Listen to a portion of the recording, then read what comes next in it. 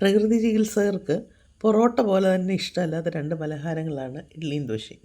കാരണം ഇഡ്ഡലിയും ദോശയും കഫ ദോഷങ്ങൾ ഉണ്ടാക്കും എന്നുള്ളത് കൊണ്ടാണ് വാതരോഗികളും കഫശല്യമുള്ളവരും ഇഡ്ഡലിയും ദോശയും കഴിക്കരുതെന്ന് അവർ പറഞ്ഞ് നിഷ്കർഷിക്കുന്നത്.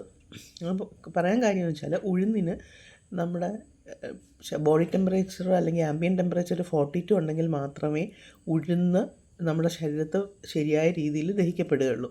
അപ്പോൾ അതുകൊണ്ട് ഉഴുന്ന പലഹാരം കഴിക്കുന്നവർക്ക് മുട്ടുവേദന നടുവേദനയൊക്കെ ഉണ്ടാവും.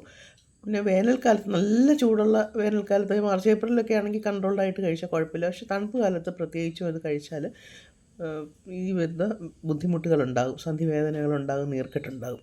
കൂടെ സാമ്പാർ പരിപ്പും ചുവന്ന മുളകും പുളിയും ചേർത്ത സാമ്പാറുണ്ടെങ്കിൽ പറയുകയും വേണ്ട.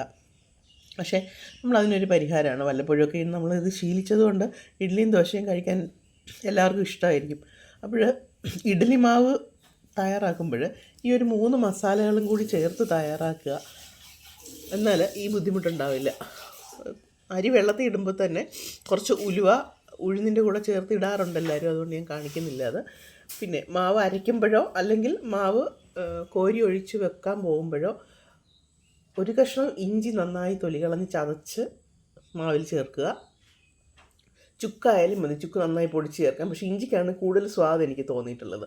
പിന്നെ 1 സ്പൂൺ കുരുമുളക് നന്നായിട്ട് ചതച്ച് ഈ മാവിൽ ചേർക്കുക.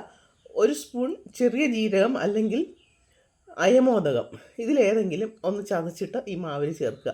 ഇത്രയും ചേർത്തിട്ട് ഇഡ്ഡലി ഉണ്ടാക്കി കഴിഞ്ഞാൽ വളരെ നല്ല ഒരു റിസൾട്ട് കിട്ടും. കാരണം ഈ വാതദോഷങ്ങൾ വലുതായിട്ട് ഉണ്ടാവില്ല. അതും കഴിയുന്നതും വാതരോഗികളും കഫശല്യമുള്ളവരും തണുപ്പ് സമയത്ത് ഇത് കഴിക്കാതിരിക്കുന്നതാണ് നല്ലത്. ഇഡ്ഡലിയും ദോശയും കഴിക്കാതിരിക്കുന്നത് തന്നെയാണ് നല്ലത്. പിന്നെയുള്ളത് ഇന്നിപ്പം എൻ്റെ ബ്രേക്ക്ഫാസ്റ്റിന് അതിൻ്റെ കൊണ്ടോടൊപ്പം ഒരു മുട്ട വെച്ചിട്ടുണ്ട്. പിന്നെ ഇത് വെളുത്തുള്ളി ചട്നിയാണ്. അതായത് പിരിയൻ മുളക് ചെറുതായിട്ട് ഒരു 2-3 തുള്ളി വെളിച്ചെണ്ണ ഒഴിച്ചൊന്ന് വാട്ടിയിട്ട് പച്ച വെളുത്തുള്ളി ഇടിച്ച് ചേർത്തിട്ട് നല്ലെണ്ണ ഒഴിച്ചിട്ടുള്ള കറിവേപ്പിലയും പച്ച വെളുത്തുള്ളി ഒരുപോലെ ഇടിച്ച് ചേർത്ത് നല്ലെണ്ണ ഒഴിച്ചിട്ടുള്ള ഒരു ചട്നിയാണിത്. ഇത് കടലപ്പരിപ്പും പൊട്ടുകടലയും തേങ്ങയും ചേർത്തിട്ടുള്ള ഒരു ചട്നിയാണ്. നല്ല ടേസ്റ്റാണ്. കറിവേപ്പിലയും ചെറിയ ഉള്ളിയൊക്കെ അരച്ച് ചേർത്തിട്ടുണ്ട്.